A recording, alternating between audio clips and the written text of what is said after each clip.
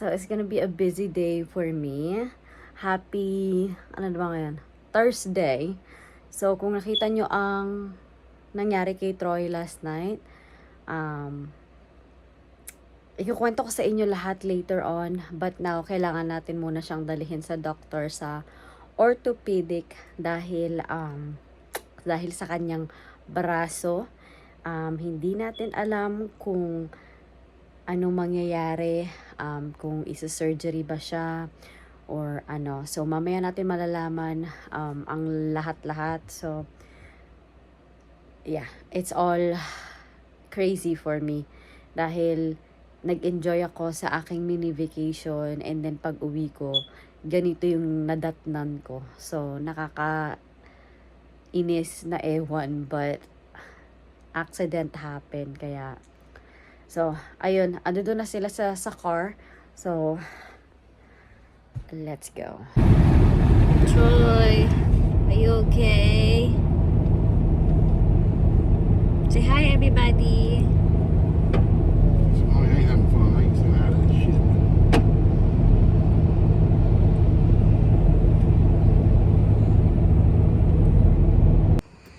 So, ayan guys, we're here sa orthopedic.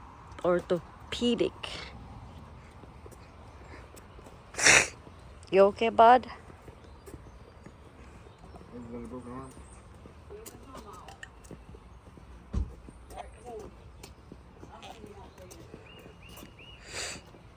Ayan, orthopedic. Bud. Say hi, guys.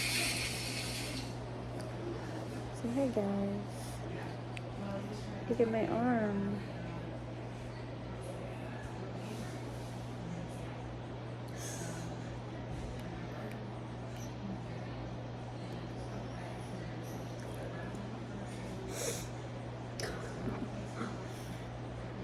You silly boy.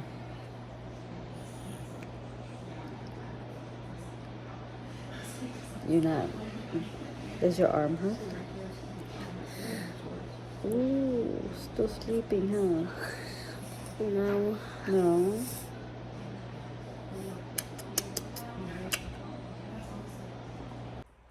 So we're in the room now, You guys. see the bows here, Troy?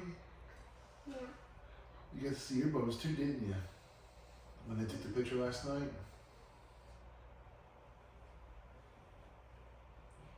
It's cool, huh? These.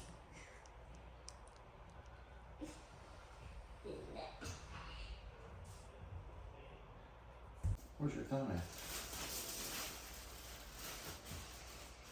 Got it. I You love got your thumb? Spider-Man shoes. I don't take them shoes. You think they'll fit me? Do you think those shoes will fit me? I don't think so. No.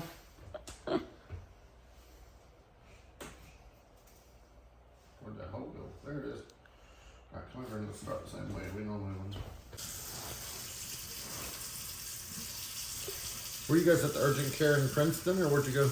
We went to the Express in Preston. Yeah. And she told me last night before we left, she's like, you know, you have to go to Charleston because there's nobody in Princeton or Berkeley or really you go to Charleston or Roanoke. And she actually, my wife was schooling last night from visiting family down in Florida. So I was on my way to Charleston. It was like, I'm on my way to Charleston, we'll just go on and head on up there. And I no longer pulled out of the parking lot when she called me and said, hey, come up here and see you tomorrow this morning. So Yeah, we do plenty of kids. Well, I've been, I don't know, 15, 20 of these things a year. If you can get by without the pins, it's nice. that's what we were all worried about. Yeah, it's just, yeah.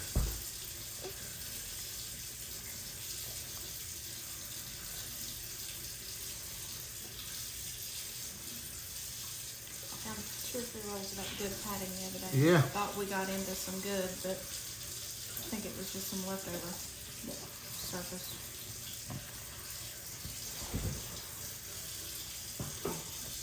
Slide this bottom over, mommy. Slide his shoulders over. There we go. Good.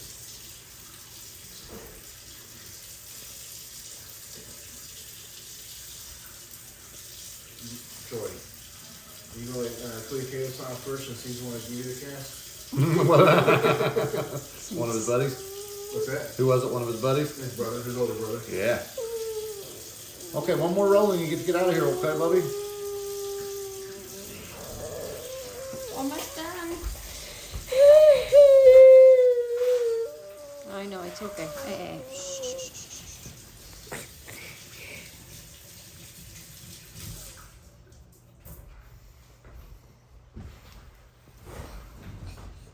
I came from my mini vacation and I came home to this. No. So welcome back. That's what happens when you leave the boys alone, Mommy. I know. The 3 boys and a little girl. And he's the youngest of the 3 boys. Okay, Bubby, we are almost done. It's okay. It's okay.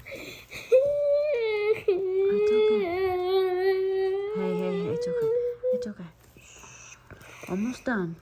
Almost done. It's almost done. Almost done, baby.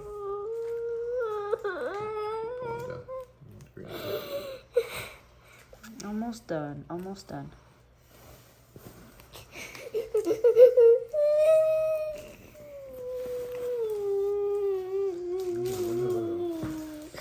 You get your seat in a minute, okay? Yeah, really soon. Really quickly, buddy. We gotta smooth it out and get an x-ray and you guys can go home. Remember when we get a picture like we did last night? Remember Yep. the picture you took? We'll take a quick picture, just one picture of the side view.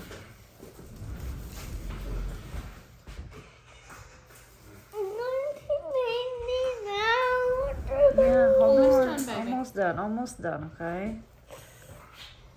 Let me see it, Bubba. Let me see it, Bubba. Wow, that is so cool. Bubby.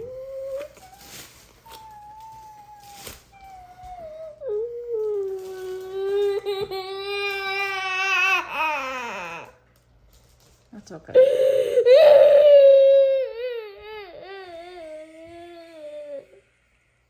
He's doing great, guys. He really is. We're just kind of using gravity to help Right.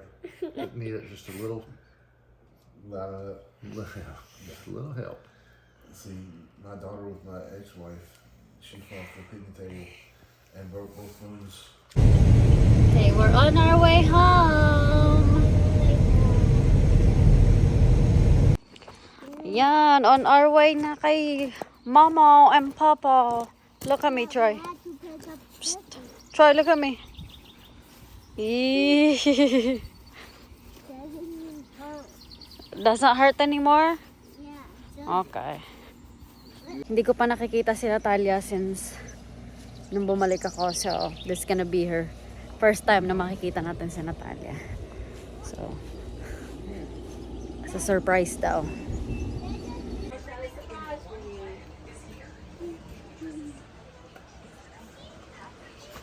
Open your eyes. Open your eyes. That's the precise. Mommy. Who is it? Who is it? Mommy. Oh my gosh. No, who he was. You forgot about me? Yeah. Oh my gosh. Alright, Kuya Caleb's gonna sign Troy's Are cast. you ready for me? Yeah, put your name in there. Yeah, that's why he needs to get the big one. I have the big one. There you go. My brother has. Put it down. Alright, now Kuya Chad's turn. No, it did. It did. Okay. You're doing crazy. Yeah. Just follow mommy. Just Got it? follow mommy. Like, you follow mommy. It's hard. I can't even tell what he's writing. What did it say? Did you put Richard? Yeah. What? ROBERTSON. No, you just don't have to put your whole put name, your just whole say name. Chad. Just put Chad. Or Richard or Kuya. I put it ROBERT. What is that? What is that? That's my name. Holy moly. Can I show them my foot? Not yet. That hand. The. What did you do? Now We were Sissy's outside turn. Do you wanna draw a remember heart? when we were outside for 4 Okay, we're hours? gonna do a heart. Mom, do you remember when we were outside for 4 hours? Uh-huh. What happened? When I was in my flip flops, like hard. Let me Mine see. is a little Oh, that is so cute, Here, little come here, come here. heart. Come here. My turn. Alright, Troy. alright, Daddy's turn. Daddy's turn. Okay. We try to make a heart. Dad, what are you doing? Guys, look at Daddy. Why did you draw it, Daddy? Dad man. Daddy. Sissy. Oh. Sissy. I'm not scared. Okay, hold on. Mommy, if you draw it, it will never hurt. Why are you drawing? Why the drawing? Why are you I drawing? put love you. Wait. What? I can't see that. I put I love you. Yeah, mommy love you. Yeah. There you go. Mom, what if I had? So, hi guys. So, nakauwi na kami and nakakain kami sa nag-dinner kami sa bahay ng aking mother-in-law. So, yun, story time about sa nangyari kay Troy. So, yung trampoline, lagay ko yung pictures dito. Yung trampoline, naglalaro daw sila and yung time na yan, yung time na yan, nasa, nagbabiyahe pa ako pa uwi. And, like, 2 plane pa yung sasakyan ko nung tinawagan ako ng asawa ko at sinabi niya na dadalhin nila si Troy sa maliit na clinic dito sa amin. Ang tawag dito is MedExpress. So, hindi ka agad-agad pupunta sa emergency room, ganyan. So, yun. So, sabi niya na daw si Troy sa trampoline. So, ito na. Sabi ko, ano nangyari? Ganyan. So, ang sabi niya, kasi ang daw kay Troy is yung lola nila. So, yung lola nila is nagdidilig ata ng mga flowers niya, mga tanim niya sa... So, malapit lang naman, ganyan. Ganyan lang. Basta, tapos, tong magkukuya, naglaro sila sa trampoline. So, syempre, yung trampoline, merong sa gilid, sa side. Meron siyang pwede mong daanan. Hindi sa loob mismo, dito sa labas. Sa labas to ng trampoline. So, ilalagay ko yung pictures dito din para makita nyo. Dito sa may side, merong ikutan doon. So, doon sila naglalaro. So, umakyat sila. Ito, paliwanag lang nila to sa akin. Wala talagang na nangyari. Umakyat daw sila doon and then nagpalalaro daw sila ng push down, parang ganun. Ewan ko kung ano nila, bakit naisipan nila na maglaro ng ganun. And matagal naming sinasabi sa kanila na wag silang aakyat sa ganun. As in talaga sa loob lang talaga sila ng trampoline. Pero dahil matitigas sa mga kokote nila, dun sila sa may side ng outside sa trampoline naglaro. So eto na, nagtutulak-tulakan daw sila and syempre medyo mataas yung yung lalapagan mo sa lapag pagka naitulak ka, lalo na si Troy maliit lang naman. So pagkatulak daw sa kanya, ang nagtulak daw sa kanya is si Caleb. Tapos siguro nung pagkatulak ni Caleb sa kanya, iba yung pagkabagsak ni Troy. Ang bumagsak sa kanya is yung kanyang elbow. Ayun, na daw talaga siya. Talagang nagtaranta na daw yung magkuya, tinawag ang lola, narinig ng lola na talagang sobra-sobra yung iyak ni Troy. So, as in, taranta talaga daw sila lahat. So, pinuntahan ng mother-in-law ko, yung asawa ko, kasi nandito siya dahil nga syempre susunduin niya ako. So, kailangan niya ng konting tulog kasi nga madaling araw na kami makakauwi. Ayun. So, agad-agad, dali-dali, nagbihis siya. Pumunta sila, yun nga, sa may MedExpress. And, pina-x-ray nila yung kamay ni Troy. Yan, lalagay ko din dito yung pictures ni Troy nung pinapa-x-ray siya, tsaka yung x-ray ng buto niya.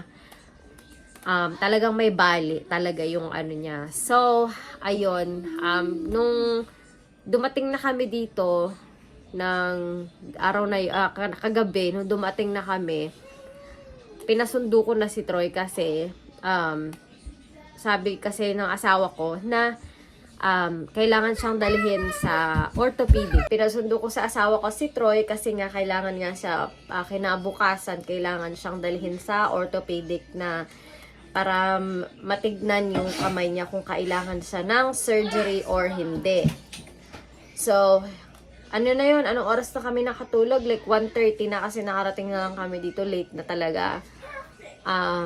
So, siguro 1:30, 2 o'clock na lang kami nakatulog. And then, pagkagising namin, about 7 o'clock. Ay, hindi. Kasi si Troy at saka si Caleb, nandoon pa sila sa bahay ng lola nila. So, siya yung nag-asikaso sa kanila papunta ng school. So, yun, pagka nung umalis na sila, syempre nag-ready na din kami para makaalis. And, yun nga, na buti na lang talaga na hindi na niya kailangan ng surgery. Sinemento lang yung kanyang kamay. Tapos nung pagkatapos ng naisemento na yung kamay niya, dito sa Pilipinas semento yung tawag, diba? Dito sa Amerika ang tawag is cast. So nung nailagay na yung cast sa kamay niya, in-x-ray ulit siya. And ang sabi naman ng doctor is, good naman daw yung x-ray kasi parang like bumalik yung yung buto niya together. So, may stay yung cast na yan sa kamay niya ng one month. And next week, meron siyang another appointment for another x-ray para makita kung okay talaga yung braso niya na kung may nagbago or kung wala, ganon. So, next week, meron siyang appointment. And sobrang nakaka-stress kasi syempre, nag-enjoy ka sa couple days na bakasyon mo. Tapos, pagbalik mo dito, ganito yung madadatnan mo, diba? Like, iniwanan mong maayos, walang mga baling buto. Pero pagkabalik mo, may baling buto na. So, nakaka-stress kasi talagang nakaka-stress dahil sa sobrang pagod ko kagahapon, pagkatapos namin sa talagang nakatulog ako sa sasakyan. As in, talagang pagod na pagod ako. Basta, as in, sobrang pagod ako. As in, oh my gosh, sobrang nakakapagod ang araw namin.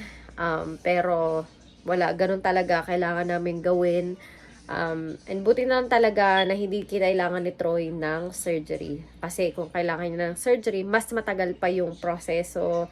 And, ayun nga, ang sabi ng doctor na hindi po pwedeng mabasa yung kamay niya, yung cast niya. Hindi pwedeng mabasa kasi sinabihan kami ng doctor. Ang sabi niya, gagawin lang namin to one time. Ganun, one time lang natin gagawin ito. Kasi, pag nabasa at pumasok sa loob yung tubig, kailangan natin ulitin. So, yung process na ginawa sa kanyang kamay, gagawin ulit. So, kailangan double ingat talaga na hindi mabasa at para hindi para hindi ulitin yung ginawa sa kanya. And sobrang dahil first time kung nakakita na sinesemento yung kamay. As in, first time talaga yun.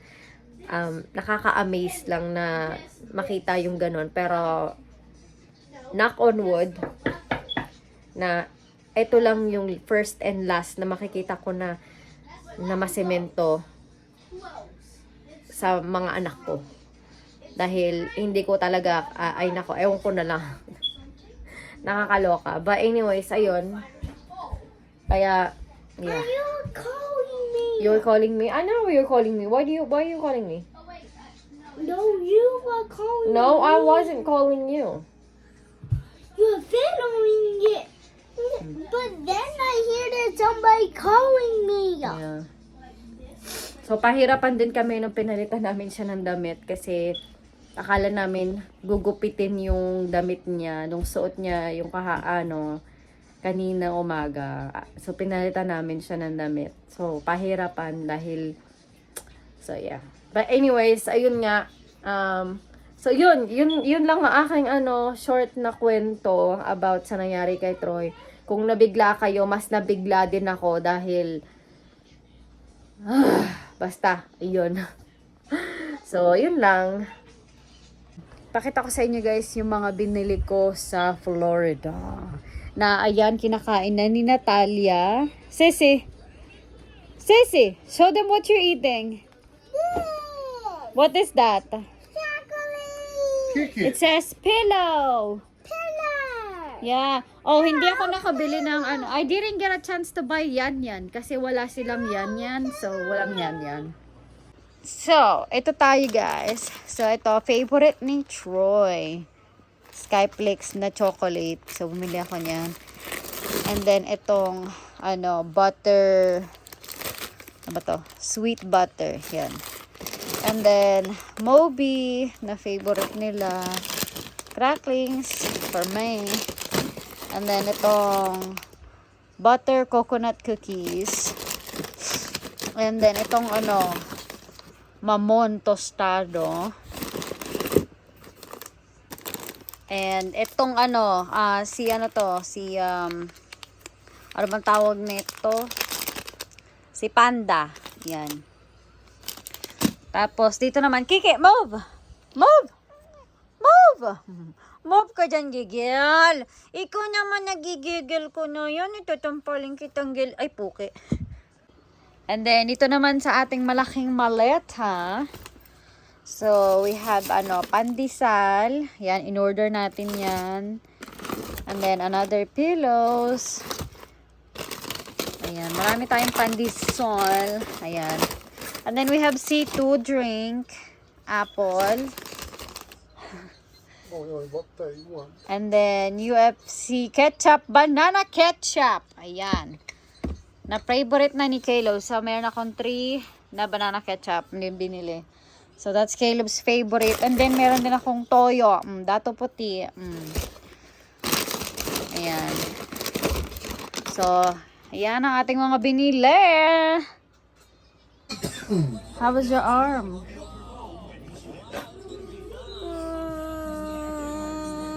Doesn't hurt. Huh? Doesn't hurt. Doesn't hurt? Huh? Oh, you kissed his arm, made you feel better? I did. Well, Sissy, look what happened to Troy. Yeah. Seriously. Sissy, do you say? Sissy, do you see? Look. No. Ay, ito ka na naman eh. Being mean eh.